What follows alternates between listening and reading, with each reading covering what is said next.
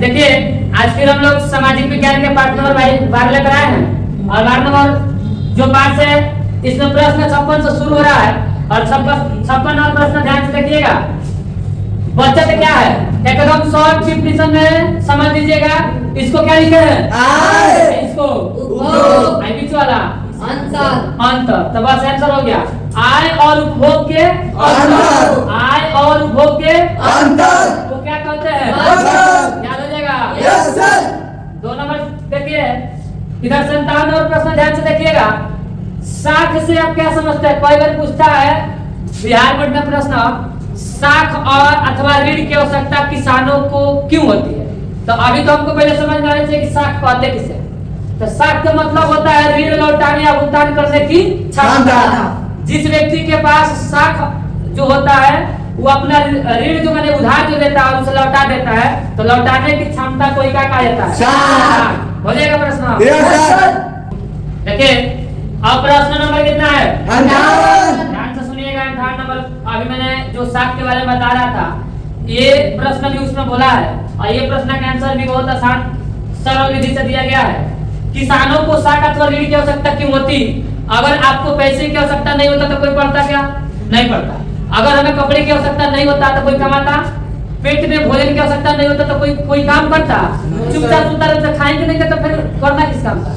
तो हर व्यक्ति के किसी न किसी चीज की आवश्यकता होती है। जैसे किसान लोग होते हैं उनको भी कुछ चीज की आवश्यकता होती है। पैसे की आवश्यकता होती है वो पैसा ही ऋण कहलाता है। अब वो पैसा जैसे ही किसान को मिलता तो अपना कोई ना कोई किसानी कार्य में लगाते हैं। मान लो कि कोई यंत्र कितना हो मशीन कितना हो अब उसके लिए उसके पास पैसा होता नहीं है तो क्या करता है बैंक से लोन लेता है। क्या होता है बैंक से लोन और बैंक से जब वो लोन लेता है तो उसी को कहा जाता है कि व्यक्ति साख लिया है क्योंकि इसको लौटाने की माने क्षमता है और लौटाने की क्षमता क्या कहलाता है साख।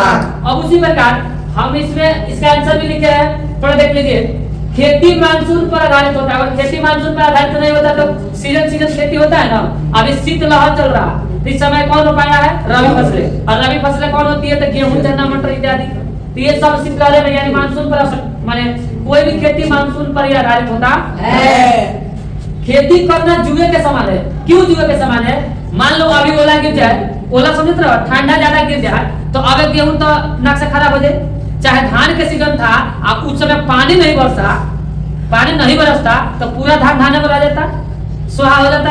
क्यों सुहा होता क्योंकि जब बारिश नहीं होगा तो धान होगा नहीं। तो वर्षाधीन फसल है जब बारिश नहीं होगा तो धान नहीं होगा।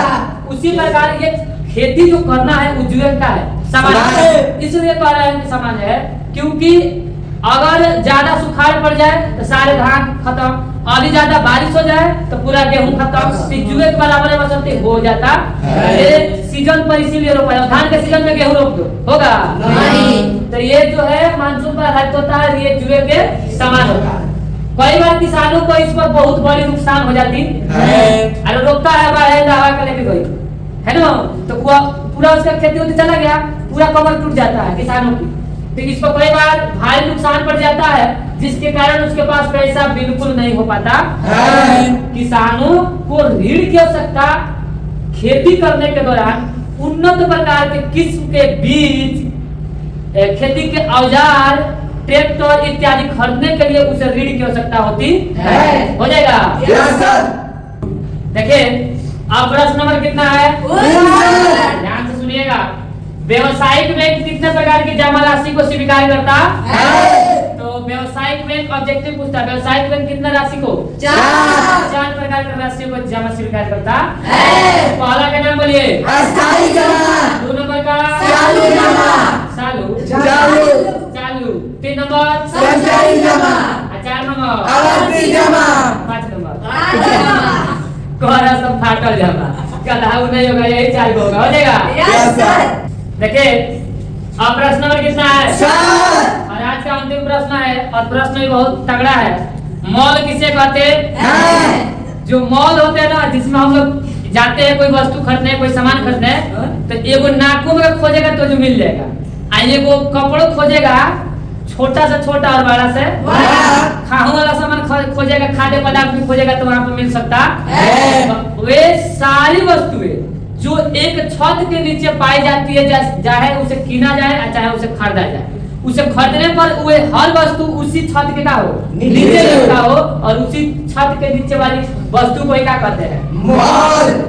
वह जो रूम होता है जिसमें सारे वस्तु पदार्थ मिल जाते हैं उसी को मॉल कहा जाता है। डेफिनेशन में देख लीजिए, ऐसे बाजार को मॉल कहा जाता है जिसमें एक छत के नीचे उपभोग की सारी, उपभोग बची होता है हमने के लिए, तो उपभोग की सारी छोटी बड़ी वस्तु उपलब्ध होती है, उसे मॉल कहा जाता है। याद हो जाएगा? Yes sir. देखिए आज का हमारा पार्ट 12 समाप्त होता है, और आप लोग को 1 से लेकर 11 तक देखना है, तो उसके लिंक इसके डिस्क्रिप्शन में डाल देंगे, आप लोग जाकर देख लीजिएगा। और वीडियो हमारा अच्छा लगे तो लाइक जरूर कीजिएगा, कमेंट भी कीजिएगा, सब्सक्राइब भी कर लीजिएगा। Thanks for watching video.